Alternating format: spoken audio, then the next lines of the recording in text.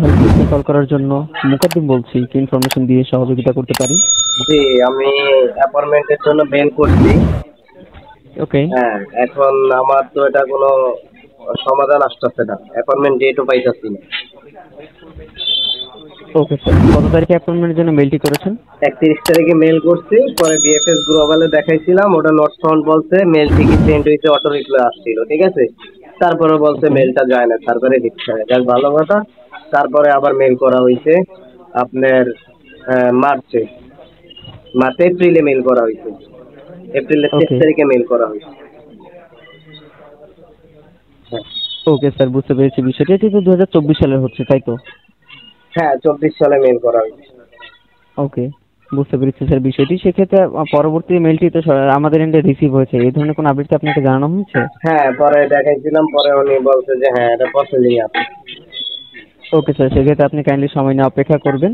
আপনার নুলসরি যখন এমবেসি থেকে যাচাই বাছাই হয়ে যাবে, তখন আপনাকে আমাদের এন্ড থেকে একটি আপডেট জানিয়ে দেওয়া হবে। নুলসরি সঠিক থেকে থাকলে একটি অ্যাপয়েন্টমেন্ট ডেট পেয়ে যাবেন, ফেক থাকলে বিষয়টি আপনাকে জানিয়ে দেওয়া হবে। না, ফেক থাকলে কতদিন অপেক্ষা করতে হবে ভাইয়া বলেন তো? তো এর জন্য কোনো স্পেসিফিক টাইম ফ্রেম নেই, সুতরাং আপনাকে অপেক্ষা করতে হচ্ছে ডিসিশনটি পাওয়া পর্যন্ত। 5 মাস? স্যার কোনো স্পেসিফিক টাইম এক ফ্রেম নেই। এক বছর? স্যার এক্সাক্ট কোনো স্পেসিফিক টাইম ফ্রেম নেই, দেড় আপনাকে বছর? অপেক্ষা করতে হবে। 1.5 বছর? স্যার আন্তরিকভাবে দুঃখিত, কোনো এক্সাক্ট টাইম ফ্রেম নেই। এমবেসি থেকে কতদিন আপনার অপেক্ষা ডিসিশনটি করতে আসা হইব? পর্যন্ত আমাকে অপেক্ষা একটু করতে বললে হচ্ছে। ভালো হইতো, কারণ আমি তো প্রায় 2 বছরের কাছাকাছি হয়ে গেছে। আমি জানুয়ারি 24 জানুয়ারি 11 তারিখে আমার নোটসটা ইস্যু হয়েছে, টেস্টের প্রসেস মানে গেজেট টেস্ট জানুয়ারি 11 তারিখে বের হয়েছে।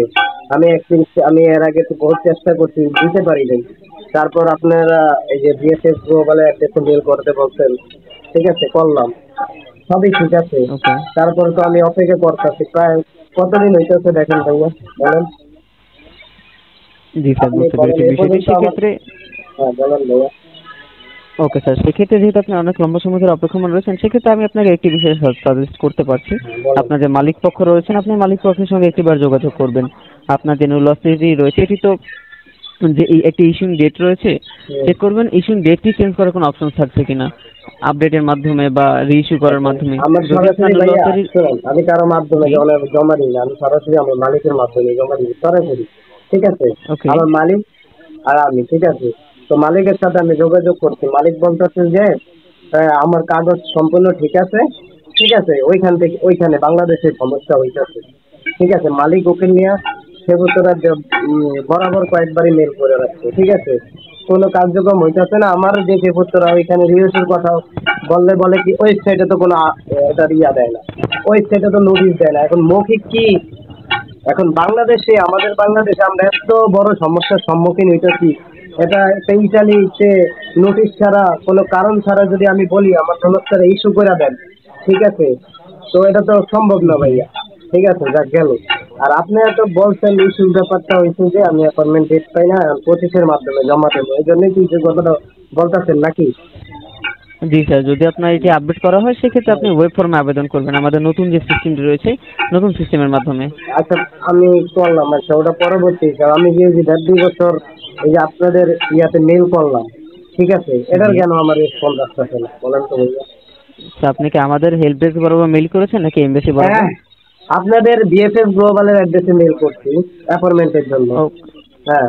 ওকে স্যার, অ্যাপয়েন্টমেন্টের জন্য তো আমাদের নিকট মেইল করে কার্যকর হচ্ছে না, কারণ আমরা এমবেসি নির্দেশনা পাওয়ার অপেক্ষায় রয়েছি। ঠিক সেক্ষেত্রে আছে আপনাকে তো ভাইয়া, অবশ্যই শুনেন আমি রেসপন্সই একটা করা কথা হবে। বলি, আপনি বলেন। এমবাসির নির্দেশনা ঠিক আছে, কাজটা তো আপনারা করেন, আপনাদের মেল অ্যাড্রেসটা তো দেওয়া আছে, এমবাসির মেলটা কিন্তু দেওয়া নেই। অ্যাপয়েন্টমেন্টের জন্য জি। সম্পূর্ণ আপনাদের মেল অ্যাড্রেসটা দেওয়া আছে, ঠিক আছে। আজকে জি। এমবাসিতে মেল দেওয়া থাকলে এমবাসির সাথে কন্ট্যাক্ট করতাম। এখন আপনাদের অ্যাপয়েন্টমেন্টটা তো আপনাদের ওইখানেই জমা দিতে, অ্যাপয়েন্টমেন্ট ডেটটা নিয়ে নাকি, বলেন। জি। অ্যাপয়েন্টমেন্ট ডেটটা জি নিয়ে স্যার। ওইখানেই তো জমা দিতে হয়। তাহলে কি আমি এমবাসির কাছে এখন যাবো? আর এমবাসির কাছে কি যাওয়া সম্ভব বলেন?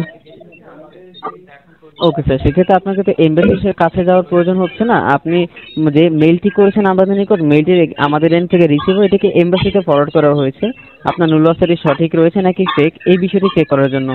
এবং এমবেসি থেকে যখনই আমাদেরকে এই বিষয়টি চেক করে একটি আপডেট জানানো হচ্ছে যে হ্যাঁ কোনো অ্যাপ্লিকেন্টের নুলসিটি সঠিক রয়েছে, সেই অনুযায়ী সেই সকল অ্যাপ্লিকেন্টকে আমাদের এন্ড থেকে অ্যাপয়েন্টমেন্ট ডেটগুলো দেওয়া ঠিক হচ্ছে। আছে, সঠিক আছে। অন্যান্য অ্যাপ্লিকেন্ট তো প্রতিদিনই পাচ্ছেন। হ্যাঁ, প্রতিদিন যাদের সঠিক নেই তাদের তো দেওয়া হইতাছে না। আমি দেখেন, আমি কত আগে মেল করছি, কত আগের নুনস্তা, আপনারা সিরিয়াল মেনটেন করে কোনো কাজই করেন না। আপনারা পরে যারা নতুন তারা পাইতাছে, কিন্তু দীর্ঘদিন ধরে অপেক্ষা করে আছে তাদেরকে ভাই এখনো কোনো ডেটও দিতেছেন নাকি? আমি ডেট না পেলে তো আমি একটা সমাধান পাবো। আমার নুনস্তাটা যদি জেনুইন না হয়, আমার তো এটার একটা জানার, হ্যাঁ, অধিকার আছে নাকি আমার নুনস্তাটা জেনুইন না। আমি এইভাবে কতদিন কতকাল অপেক্ষা করবো বলেন? ঠিক আছে, জি স্যার, সেক্ষেত্রে এই বিষয়টি অ্যাপ্লিকেন্টকে জানানো হচ্ছে বর্তমানে। ঠিক আছে, আপনারা ভাইয়া এটা একটু, আপনারা তো এটা মনে করেন তাদের সাথে কাজ করেন, ঠিক আছে, জি ঠিক না?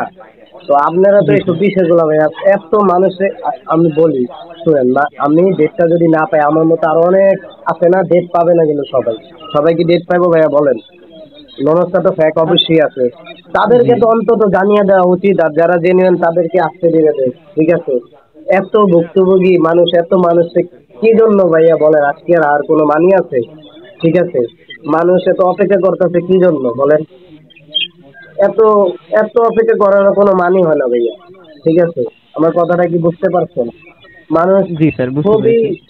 খুবই সমস্যার ভিতরে আছে, খুবই মনে করেন ধৈর্য হারা হয়ে গেছে, ঠিক আছে। কারোই এখন কোনো ধৈর্য নাই, ঠিক আছে। সব সব কিছু মিলে কি কি দিন শেষে সে একটা মানুষ, ঠিক আছে। একটা বিষয় যদি না হয়, এতদিন ধরে আজকের আর কোনো মানি হয় না। এখন নতুন করে আবার আপনারা বলতেছেন কি, যদি আপনি রিইস্যুর কথা, রিইস্যু কিন্তু সব ক্ষেত্রে হয় না, ঠিক আছে। আমি মালিক কয়েকবারই গেছে, সব ক্ষেত্রে সব জায়গায় রিইস্যুটা হয় না, ঠিক আছে। আর এটা যদি